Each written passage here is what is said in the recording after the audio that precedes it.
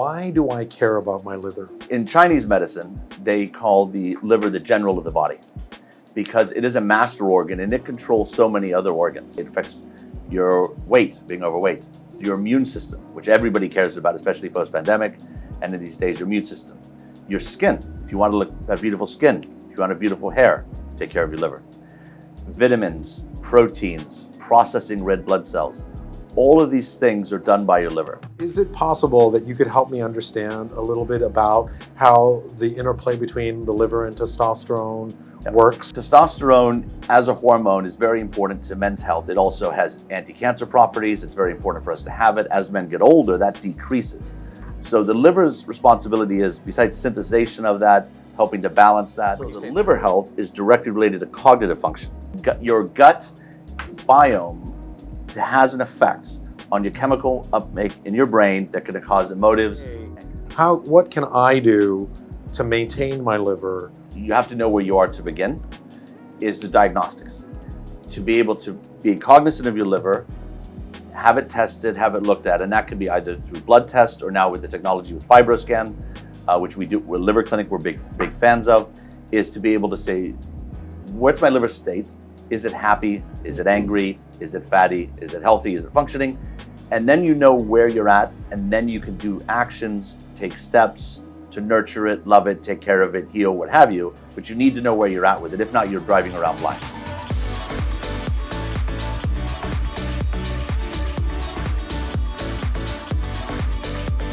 Welcome to the Geniuses Podcast. Siggi Clavien, founder and entrepreneur specializing in plant-based liver health. Correct. Plants that cure, that I understand. I think your focus is on taking pharmacopoeia from the plant world, creating a formula that is exceptional and focuses on the transformation and regeneration of liver.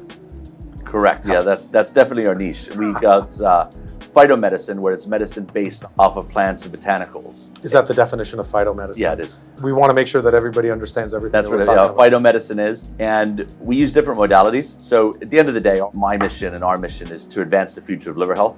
Brilliant. So we're definitely a why business. And our why is to advance the future of liver health, reduce liver disease, prevent liver disease, and heal people that do have that, and make the liver famous, to make the liver healthier. Phytomedicines are one of those modalities that we use to do that. We also use cutting-edge technology for diagnostics. And along the way, my mentor that helped me start my first company when I was 20, he unfortunately passed away from liver cancer. He was a heavy drinker, and that killed him. And my godfather, who taught me as a young man to be a Renaissance man and to study as much as you can and to have many knowledge bases, he died of cirrhosis. So I've seen firsthand what liver disease could do, the ravishings of it, what little knowledge there was about it. And in about 2003, I was in Thailand, and we were having a discussion. I said, I want to dedicate the rest of my life to trying to help people with liver issues or prevent liver issues, and I went down that path. So it wasn't until 2003. So you, who had seen 3 of your closest people pass away through various liver conditions, the epiphany didn't quite gel yet. Yeah. It was somewhere in the latency of your mind. Yeah. And it was in 2003 that you realized that you wanted to tackle this. As liver specifically, well, I had spent the years before that formulating and creating really efficacious, really positive detoxification products and products to help with removing toxins. But really kind of starting to hone in on the liver. But even in 2003, I didn't understand how important the liver was. I mean, even today, I learned something about the liver this morning that I didn't know yesterday. So it's consistently evolving. Why do I care about my liver? Yeah. What is it about my liver that is beneficial to me? What value am I going to get by taking care of my liver? What's in it for me? Well, what's in it for you? In Chinese medicine, they call the liver the general of the body because it is a master organ and it controls so many other organs. And the liver has thousands of functions, 500 of which are vital. And some of those really affect you in every day. It affects your weight, being overweight, your immune system, which everybody cares about, especially post-pandemic, and in these days, your immune system. Your skin, if you want to have beautiful skin, if you want to have beautiful hair, take care of your liver. Vitamins, proteins, processing red blood cells. All of these things are done by your liver. If you care about gut health, that's your liver. Your liver creates all of the bile that breaks fatty acids down, and there's a symbiotic relationship with gut health. So they're completely intertwined. And it's fascinating because they speak to each other. So it's a two-way street. The liver affects the gut health, and the gut health can also affect the liver health, but it's this master organ. You know, there's this debate as to whether the microbiome creates your mood and even creates your personality. What is the interconnective play between the liver and the microbiome? So there's a direct connection because obviously with the microbiome, that can be offset based off of toxicity, environmental factors, and dietary factors. And the liver controls many of those. And in turn, though, if your gut biome is out of whack and is creating more bacteria, more disease, that can go in crossways and start to affect your liver health. And when your liver's so important, you know, sexual health, right? Especially as a man, your testosterone is controlled and synthesized by your liver. You know, because the liver, not only is it an organ, it's also a gland. And as a gland, it's also responsible for things like hormones. Okay, wait a minute. So if I want great sexual function, I have to have a very strong and healthy liver. It has a direct correlation, not only in testosterone levels, but I guess in a polite way to say it, if you want to pitch a strong tent, you need to have a strong liver, because if your liver is out of whack, your ability and the size of that tent or the strength of that tent could be directly impacted by that. So 100%. Wow. Women not as much, but men definitely 100%. Erectile dysfunction is tied to fatty liver. Is it possible that you could help me understand a little bit about how the interplay between the liver and testosterone works? Is there something that we can connect the dots on? So think of the liver as powerhouses affecting all the organs, blood flow, oxygen in the blood. Everything ties in together. And like the body, everything is multi-parts working together to have what you and I are in right now speaking. And testosterone as a hormone is very important to men's health. It also has anti-cancer properties. It's very important for us to have it. As men get older, that decreases. So the liver's responsibility is, besides synthesization of that, helping to balance that. When you say that, you mean testosterone? Testosterone, correct. Okay. Well, and estrogen as well. Okay. And progesterone.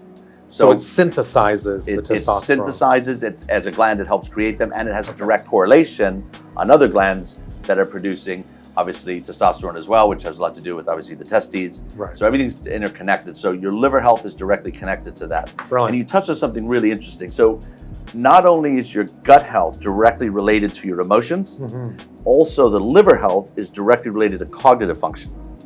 So there's a direct correlation between the two. And your gut biome has an effect on your chemical uptake in your brain that can cause emotives and can lead to certain correlations that we're seeing now with depression and all these things as well. Liver health on the other side, one that has a fatty liver has decreased cognitive function.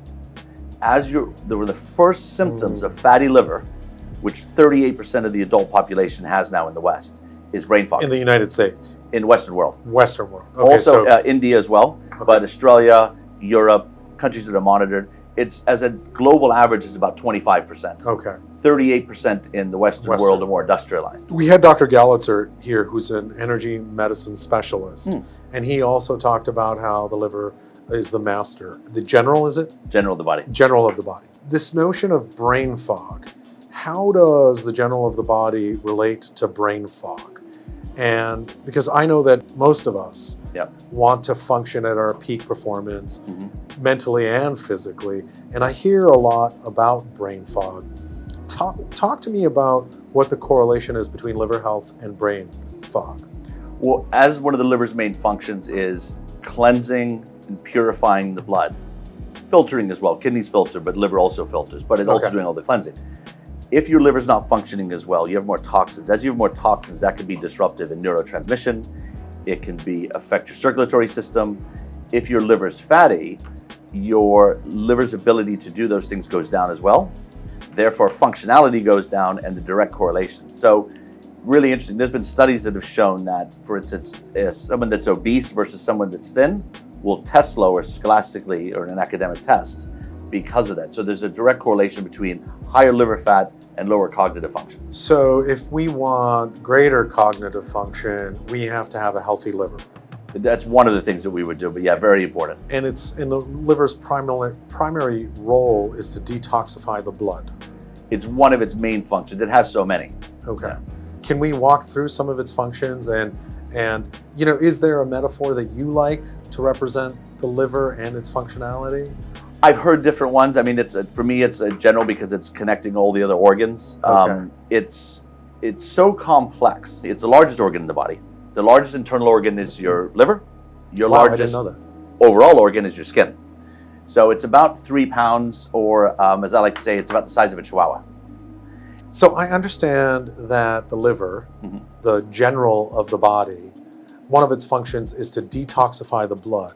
But I don't know that I really understand beyond a general layman's understanding what the various other roles the liver plays in maintaining well-being. Is there a metaphor that you like? Is there something that can help me and the audience understand the liver's function and its importance better? I guess if you were to compare it to, I've never done this before, maybe to a car. So it's probably where the engine, just kind of revving over is the heart, the computer chips is the brain, but the transmission, which affects all parts of the car, and the electrical system would be the nervous system, would probably be the liver.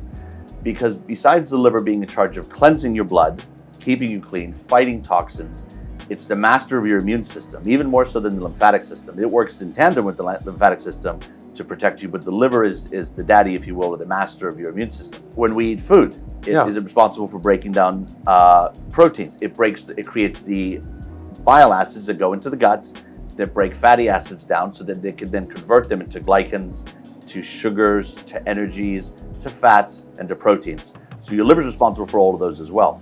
Plus deriving the vitamins out of the food that we eat and storing those vitamins. Plus it also stores what they call glycans. Glycans is when your body goes through the process of breaking down certain foods, it stores glycans as energy to be used later. That's why you want to keep your glycans in balance. And that is another very, very important function that the liver does. The liver is so complex that with modern technology, we can replicate most organs with machines or technology. If you have a lung issue, there's an iron lung, or there's a machine. If you get a heart transplant, there's a pulmonary machine. Right. You have dialysis for kidneys. Right. But the liver is so complex that we cannot replicate it, or have not thus far been able to replicate, because it has so many functions, it's so complex, and it's so sophisticated. That's unbelievable, and I can't believe that most of us don't have a stronger understanding of our liver health. So, in your experience, what do you think is the most effective, I don't want to say remedy, because I think that you have to have maintenance of your liver, but let's assume that those 38% of the population that do have a problem with their liver, what is a great remedy for them? So the question is two-part. A, what can I do to maintain my liver, and what can those who have fatty liver disease do to remediate their liver function and detoxify? I think the very first step, it's kind of like the old adage, you have to know where you are to begin, is the diagnostics. To be able to be cognizant of your liver, have it tested, have it looked at, and that can be either through blood tests or now with the technology with FibroScan, which we do with Liver Clinic, we're big fans of, is to be able to say, what's my liver state? Is it happy? Is it angry? Is it fatty? Is it healthy? Is it functioning? And then you know where you're at, and then you can do actions, take steps to nurture it, love it, take care of it, heal, what have you, but you need to know where you're at with it. If not, you're driving around blind. And that's health in general, right? We need to know. That's why the future of medicine is preventative medicine, and preventative medicine starts with knowledge, and knowledge starts with diagnostics and being aware. Well, we love diagnostics here at Brain Docs. The FibroScan, which we did yesterday, and was so not problematic. It was non-invasive, so simple. It was just one of the easiest things in the world. How much is a FibroScan for an average consumer to perform? So, in the UK, you've got about 22 million people with fatty liver. In the US, it's about 100 million. Most people, 98% of them, probably don't know they have it. They've got symptoms of it, but they're not really related to it. It touches on what you said earlier, is most people don't know much about the liver, what it does, where it's located, how important it is.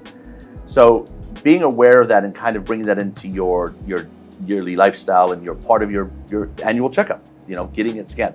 A blood test regarding to liver will tell you, is it inflamed? Is it Is it angry? What's going on? It can tell to a degree. It can't tell if it's fatty. It can tell a lot, but it can't tell everything. And what you need to do is you need to combine that with other blood, so cholesterol. Cholesterol is a derivative and controlled and synthesized by your liver. So most of us have some sort of high cholesterol issue in our blood test. So I'm sorry, I'm going to drill down a little. Yeah. The FibroScan is about how much, do you think? So in the UK, if you try to get it with the NHS, there's about a 1 to 2 year wait list to get it done. Wow. Because of inefficiencies in the way that it's set up, the NHS spends about 700 to 1,000 pounds by the time you get a FibroScan to get it done. If you would go to a private GP practice in the UK, it ranges between 300 to 600 to get a FibroScan.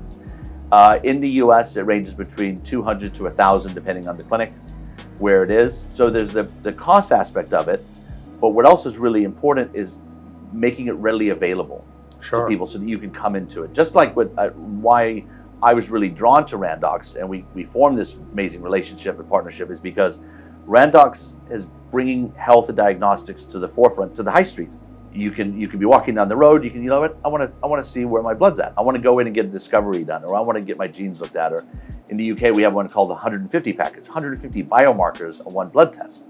You know, if you wanted to do that with the NHS or with your doctor here, you'd be fighting with insurance. It would be this huge ordeal, and it's everybody's right to know where you're at.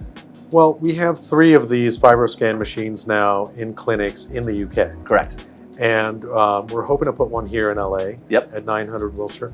So what are the addresses of the 3 clinics in the UK, or what is the areas that someone could go and get a quick FibroScan and get a discovery package?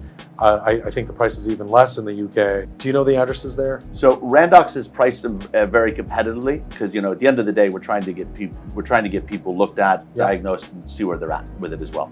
So the main location we went with is the Great Portland Street location, which is in central London. Also, we have one down in Canary Wharf, which is the business section. The other location is in Hollywood, Belfast, which is where Randox is originally from, is from Belfast, Northern Ireland. And that's where the 3rd location is. In discussion to Randox, we're doing really cool, innovative things as far as going into a business and maybe going in and taking their bloods, taking their scans, going in and kind of a VIP service into a business so that the company's employees don't have to leave and go through the rigmarole of going to a clinic and getting referred and all this. You cut out all that noise and all that paperwork and red tape by just direct to the consumer, and affordably. And to your point, if I'm a business owner and I have my staff in brain fog and cognitively impaired, by even if it's a small percentage, I can get better performance with a small cost. So the FibroScan now also is not invasive at all. It was just super, like it took like 5 minutes. Yeah. You know, I just lay down and you patch it onto my liver and send some sound waves. And it was invented by a cheese.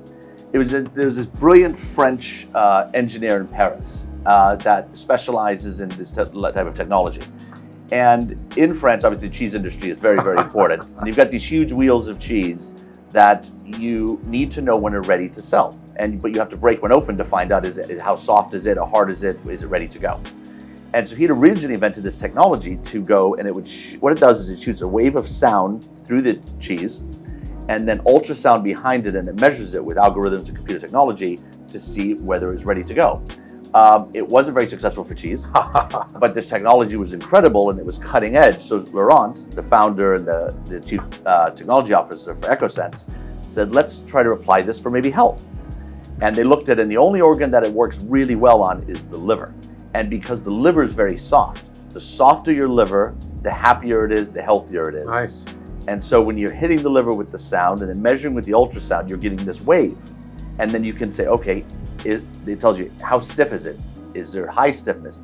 Is there scarring? Is there signs of scarring? Is there liver fat? How much liver fat? So what generally would take an MRI or a biopsy, right? Very expensive. One has high risks. They're very invasive. Can now be done in under 10 minutes, very comfortably, sitting in a massage bed at your office or at a clinic or at a Randox location. You come in. in and out, 15 minutes. I love it. And so Laurence is the inventor. Correct. And the company is EcoSense. Correct. So let me ask you a question. So back to sexual function, cognitive function. I mean, forgive me, but most of us right now want quality of life. Yeah. It's no longer the thesis of lifespan that seems to be prevailing in terms of the well-being and regenerative space. It's health span that seems to be the critical measurement. Yep. Right? Am I functional? Am I healthy? Am I vibrant? Am I enjoying my life? So if I can do something that's going to make me more vibrant and have a greater health span, what lifestyle choices do you see affecting liver health? Is there a diet? Is there an exercise influence? And I know that alcohol plays a significant part in the cirrhosis and the degeneration of liver well-being. Can you speak to that a little bit and walk me through those three items: lifestyle, diet, and alcohol? So there's once again, with the lack of knowledge or understanding of the liver, most people, the majority of people will think that liver health is directly related to alcohol. They're like, well, I don't drink, therefore I got a really healthy liver, I don't have a liver issue, which couldn't be further from the truth. The vast majority, 2/3 or more of people with liver disease today are non-drinkers. Wow, I thought it was 51%. It's not? No, it's 2/3 of cirrhosis of the liver, which is very severe late-stage liver disease, to where your liver basically functionality is going down. You're going to need a liver transplant, or unfortunately, it'll lead to death. It used to be less than 10% of people with cirrhosis were non-drinkers. Cirrhosis is what alcoholics or people that drank a tremendous amount of alcohol got, or had some kind of toxicity or poisoning. As of 2022, we hit an inflection point to where now 51% of people with cirrhosis are non-drinkers. So alcohol is not even the majority for cirrhosis, and it's far well below the majority for liver disease as a whole. So everyone can drink away, we're happy, we're good, we can No, continue not drinking. at all. But you have a lot of societies and cultures, such as, maybe people that follow Islam or the Hindu religions or certain Christianities, and more and more people aren't drinking. Gotcha. Right? So there are a lot of people that So don't they drink. think they're immune from They liver. think they're immune to liver disease. Now I understand. And that is a very scary misconception to have, is they think, oh, well, I don't drink, so I have a liver issue. Well, unfortunately, 2/3 of people with liver disease do not drink. So that is a very, very important thing. So what's driving that is it's a combination of things. It's sedentary lifestyle is one. So exercise. Or lack of exercise, Lack. sitting at a desk all the time. Yeah. So if you want to have good liver function, exercise. If you want to have good health, a good life, you need to exercise, right? Stress, blood flow, organ flow, fat, obese. 90% of people that are obese have fatty liver disease. 65% of type 2 diabetics have fatty liver disease. And in turn, people that have fatty liver disease, it's a driver of type 2 diabetes. It's a driver of obesity. So that, once again, goes both ways. The correlation. They drive and they feed off of each other. What's driving the liver disease is, besides sedentary lifestyle, one of the bigger things is actually its diet. Diet is probably one of the biggest. And that is high fructose corn syrup, chemicals, synthetic sugars. Those are the things, drugs, certain pharmaceuticals. That's what's really, really driving it. We've seen some of our worst cases of fatty liver disease in 20, 21-year-olds who have a diet high in fast food, fried food, diet sodas. Synthetic sugars are actually anything that's chemical. In the last 100 years, we've introduced over 83,000 chemicals into the human diet on this planet. The liver has not caught up to that. It's so complex, and the liver's being overwhelmed. And that's why you see liver disease go up 400% in the last 50 years. Oh, gosh. You look at a World Health Organization stat and you see population growth, all the other diseases, pretty much they stay in line, and we're starting to really push some of the diseases down, which is great. Diabetes is coming above that, but liver disease is up 400%. It looks like an outlier on a graphical sense. Do you have a hack for me? Like, what do I do? How do I stay on? I mean, I'm grateful, and maybe we'll go through your chart later, because I understand that it measures both the softness and the fattiness of your liver. Correct. So the FibroScan looks at that, and then the Randox tests. The blood tests will look at the other things. Look at the other things, which is the enzymes that the liver is producing that tells you whether the liver function is healthy or not. Correct. Also, glucose in the blood, I think, is really important. Very important. And cholesterol. So if a blood test on its own generally won't tell you if you've got fatty liver. It'll tell you if you've got inflammation or an infection or something like that. But what the doctors have had to do traditionally is they'll say, well, cholesterol's high, was it used to be high? And they'll look at all these things, and then they might suspect or say, well, you've probably got fatty liver. But that's where it stops. They don't generally take you further than that. tying in the FibroScan or the scanning technology with the blood test, you get the full picture. And if you want to have good liver health, you have to have the full picture, so then you can make corrections to do that, such as exercise, dietary, sleep, all the things that make up these attributes. So healthy living seems to be the hack. It's a hack for everything. Yeah. So there's no shortcut. You got to do the work. What are some of the signs that we should all be looking out for that might indicate that our liver is under stress? So the first one is probably brain fog is one, fatigue is one. As they say, fatty liver equals fatty waste. Weight gain can be doing it as well. Also skin issues. A lot of when people have breakouts, that's generally related to something they've taken, toxins, hormones, and if the liver's not functioning very well, toxins are literally manifesting and trying to get out. So breakouts can be a symptom of that as well. Yellowish Reese's in the peanut eyes. butter cups? Well, it's some of the chemicals that are in Reese's peanut butter cups. I do love a Reese's peanut butter cup, but I have to get organic ones now because all the preservatives and chemicals that are in there. High fructose corn syrup. High fructose corn syrup. Yeah, absolutely. Yeah. So if I'm suffering from brain fog, some of those symptoms are shared. And as we understand, it's probably because if you have those symptoms, many of the... so how does the liver interact with the other organs?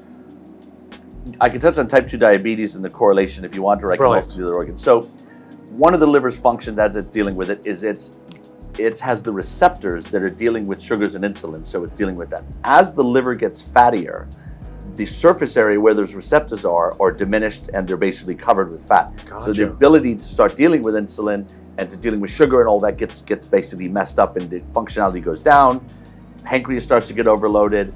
So one of the first steps to type 2 diabetes starts with fatty liver, which is very much so ties in. So you talk about other organs, let's talk about the heart. Okay, two of the biggest drivers of cardiovascular disease are metabolic syndrome and type 2 diabetes. Both type 2 diabetes and metabolic syndrome generally have fatty liver or start with a fatty liver. Your fatty liver is starting you down the path of both of those conditions, which are now directly affecting cardiovascular and the heart.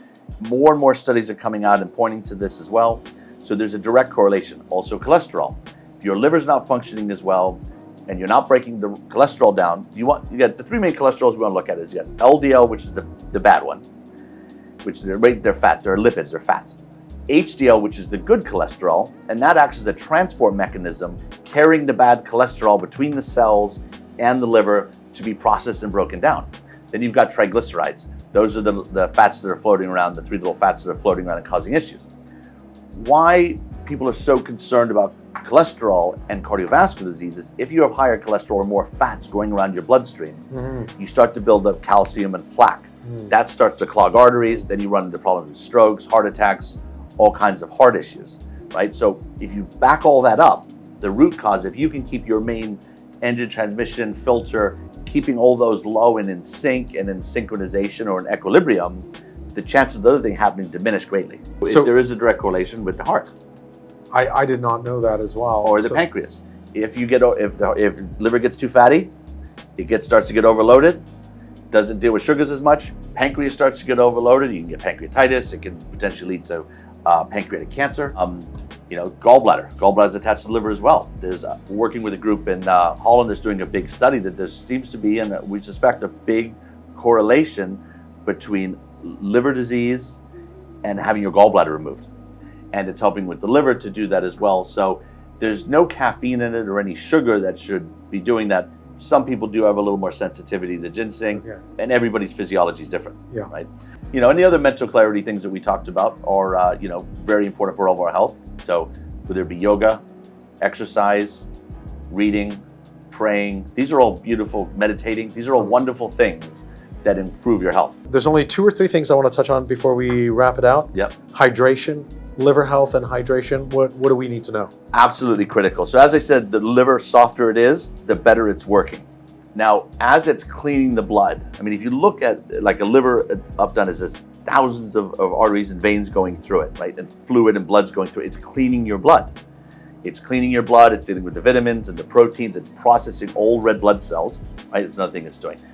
Is you want your blood to be thinner. People that are well hydrated, your blood flows better it flows faster, the liver can process it better as well. So if you're hydrated, your liver and your kidneys will function better doing their job. If you're dehydrated, its ability to do that. It's kind of like, metaphor would be, think of an engine. Yeah. If you have an engine and you run out of oil, you're going to cause damage to that engine and you need oil. And some people get so obsessed about, like, oh, even with diet, do I eat this? Do I don't eat this? Do I drink this? Do I not drink this? I'm like, Jesus, have the donut or have the glass of wine. The stress is causing you more damage than the glass of wine would. Yeah. But it's in moderation. There is very high antioxidants in red wine called resveratrol, which have a lot of benefits. There's a lot of cultures that we've seen that happen to have better heart health and drink a lot of wine. There's also studies coming out now that are saying that it is negative. But at the end of the day, alcohol is a toxin. But we're having a human experience in life. If you do it in moderation, drink water afterwards, take a Deliverance afterwards, drink high quality alcohol. One of the things we should be aware is the pesticides in it. So if you're going to drink wine, get something that's biodynamic, doesn't have pesticides in it, no sulfates, have a big glass of water, don't drink too much. But it does cause damage, and you have to know that. Another thing that causes damage is, they call it dilly, and I call them the dillies. And dillies is drug-induced liver injury. Wow. So a lot of the injuries that we're seeing, and some of the worst cases that we've had of liver disease, cirrhosis, fibrosis, scarring damage, is from drugs. Paracetamol is one. Most pharmaceuticals cause liver damage. They impact the liver in a way that the liver cannot actually react to it. And it could cause damage, and you have the reactions to it. So here's one of the things with alcohol. So when you take alcohol in, so alcohol comes in, you drink it, takes about 30 minutes to metabolize. Most people don't know that. That's why they think, oh, they'll do a shot, and they'll be like, oh, I'm not drunk, I'll take another one. It takes about 29 to 30 minutes for your body to metabolize alcohol if you start to feel it. And it compounds. That's why you can get, if you have one beer every hour and a half, you don't really get drunk. We have too many, you start to overwhelm the liver can't keep up, then you start to get drunk. But what happens with alcohol is it's not the alcohol that's actually causing most of the damage. So it's when the liver breaks and metabolizes that alcohol down, it creates a byproduct called alcohol dehydrogenate. Mm-hmm. That little bad boy is super toxic. Mm-hmm. That's what's causing actually the damage, is the residual, basically, waste of your liver breaking the alcohol down. That's the super poison as well. So the more you drink, the more your liver has to break it down, the more of the alcohol dehydrogenate, which is getting in, which is causing damage. And looked under a 50,000x microscope, they look like little crystals. And these crystals basically obstruct functionality and can cause damage. And too much of it can cause scarring. So cool thing about the liver, which we didn't touch on, is it's the only organ in the human body that fully regenerates. So let's say, for instance, you needed a liver transplant. They do a thing called a live liver transplant. They lay us together. They take a third of my liver out of me. They would put that into you. And then after a couple, sometimes within weeks, definitely within a month, mine will grow back. And that little third will grow into a full double-sized full organ within you, and you've got a whole liver. Yeah. No organ in the human body fully regenerates except for the liver. So we're going to close out. Genetics, how does that play? So genetics do have something to do with it too, and I advise this strongly, especially living in the UK where we've got a large population of from Southern Asia. People of Indian descent, Pakistan, Bangladesh, they actually accumulate fatty liver much faster than other ethnicities. Wow. So they have to be very cognizant of that. So in India today, 1 in 3 children are born with fatty liver disease. No alcohol. It's the amount of basically cheap calories the mother's consuming, those calories get in there causing the baby. So they're much more genetically predisposed, and different ethnicities have different predispositions. Africans, the people of African descent, have higher heart disease. Scandinavians tend to have more strokes. Type 2 diabetes in the Middle East is twice what it is in America. Wow. And in America, it's outrageous. So genetics have a lot to do with it. I think, and I'm a big believer in doing pharmacological testing. And I've worked actually with Dr. Ruddick, and I'm really fascinated with what Randox is doing with that. And I've done for my family is, you want to run your DNA and your genetics. You only have to do it once. And then you can run that against pharmacological databases to find out if you do take a medication, what works and what doesn't work. That, I think, is the future of personalized medicine. And personalized medicine diagnostics are the future of medicine and preventative health and having better quality of life. That's everything that we're about, personalized medicine. Absolutely. Looking into your future health and making the changes now. Correct. With a little bit of guidance so that you can have the future health that you want. Yeah, absolutely.